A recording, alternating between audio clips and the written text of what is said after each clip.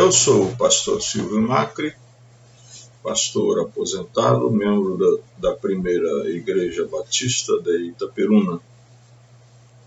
E tenho esse canal aqui no YouTube para compartilhar com os irmãos, com os amigos, algumas coisas preciosas da palavra de Deus.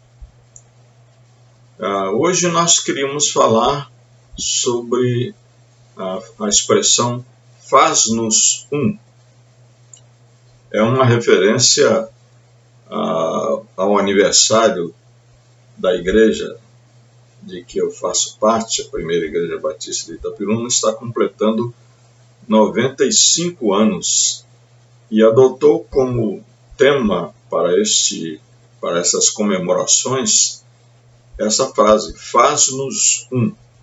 A expressão faz-nos um é a reprodução em nós da oração que Jesus mesmo fez por nós, com esse mesmo pedido que está em João capítulo 17, versículos 20 a 23, que nós vamos ler neste momento.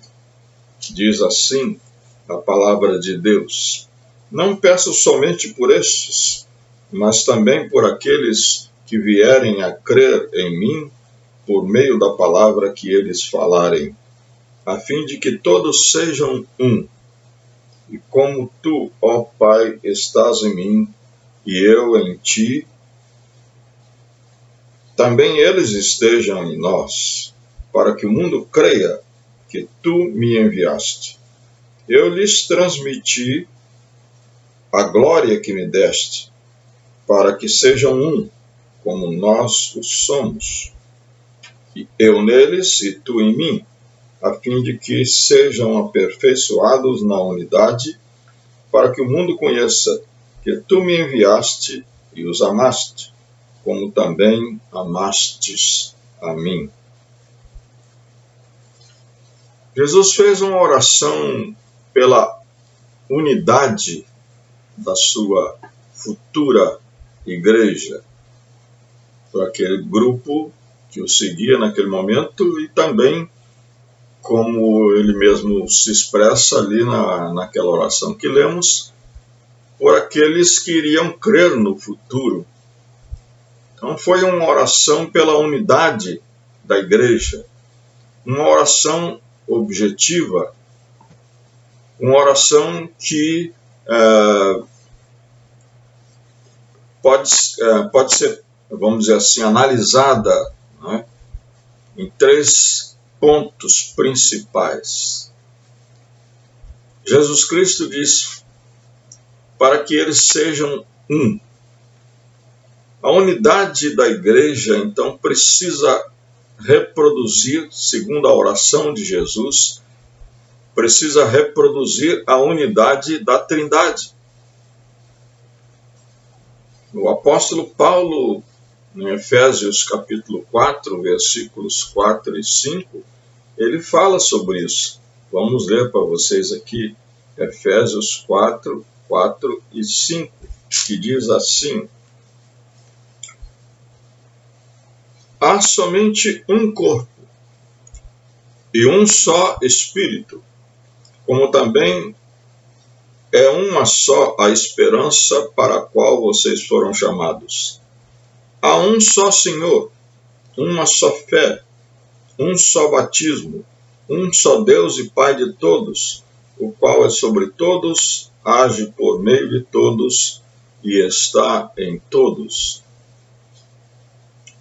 No comentário que John Stott escreveu sobre essa carta aos Efésios, ele expressou 3 coisas muito importantes, muito interessantes sobre esse texto que acabamos de ler.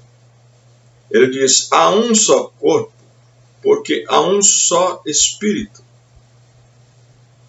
O apóstolo Paulo, ele ensina claramente isto, por exemplo, na primeira carta aos Coríntios, quando ele fala sobre os dons espirituais. Então ele diz que o Espírito é o mesmo que dirige a vida da igreja e atribui os dons a cada crente.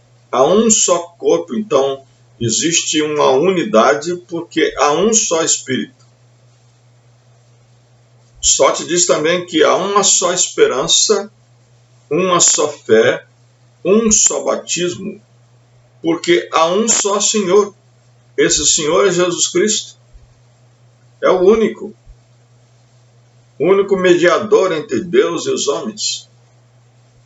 Como disse Pedro lá no discurso de Atos, capítulo 4, é o único nome dado entre os homens pelo qual nós podemos ser salvos. Há um só Senhor. Por isso, a unidade em uma só esperança, uma só fé, um só batismo, que existe e precisa existir na igreja. Também Stott diz que há uma só família. Por quê? Porque há um só Deus e Pai de todos. Deus, Paulo diz lá na carta aos Efésios também, né, que diz que Deus, e na carta aos Coríntios também, na segunda carta aos Coríntios, Deus nos reconciliou em Cristo. Na carta aos Efésios ele diz que Deus fez do judeu e do gentio um só homem. Quer dizer, ele criou uma só família. E ele diz lá, vocês que antes eram considerados estranhos, agora vocês pertencem à família de Deus. Então, a unidade da igreja precisa reproduzir a unidade da Trindade. São três pessoas distintas, unidas numa só divindade, da mesma essência e com funções diferentes, mas a obra de cada uma das pessoas da Trindade não pode ser feita de modo nenhum sem a participação das outras pessoas. É isto que precisa acontecer na igreja. A outra grande verdade que nós aprendemos aqui nesta oração de Jesus é que a unidade da igreja precisa ser visível. João 13:34 traz outra palavra de Jesus a respeito dessa questão. Diz assim, o Senhor Jesus, conforme registrado por João 13:34, que vamos ler agora para vocês. Aliás, vamos ler o 34:35. Eu lhes dou um novo mandamento, que vocês amem uns aos outros, assim como eu os amei, que também vocês amem uns aos outros. Nisto conhecerão que vocês são meus discípulos, se tiverem amor uns aos outros. E na oração de Jesus foi justamente isso que ele disse, para que o mundo conheça que tu me enviaste e os amaste, como também amaste a mim. Para que o mundo saiba, para que o mundo veja, para que o mundo conheça. A unidade da igreja precisa ser visível. O mundo só pode saber se somos a igreja de Jesus, se formos unidos pelo amor. O mundo só pode saber que realmente existe Jesus, existe salvação e existe uma igreja de Jesus no mundo, se nós formos unidos uns aos outros, unidos pelo amor. A palavra de Deus é muito clara ao dizer que